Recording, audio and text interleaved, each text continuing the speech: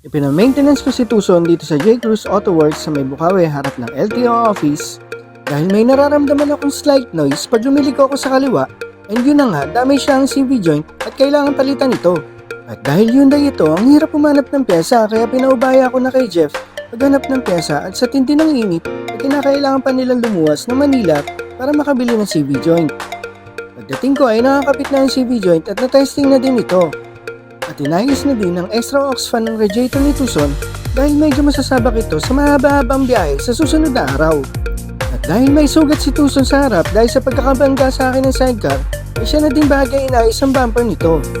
At anytime naman na magpapamaintenance ako sa J. Cruz Auto Works, ay laging alaga ng mga boys ang aking sasakyan dahil alam nilang malalayo ang nararating ko sa mga events.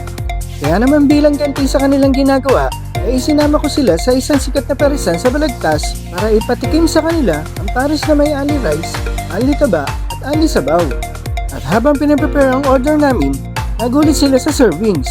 Kaya ang sabi ko ay tatagan nyo lang dahil ali dito.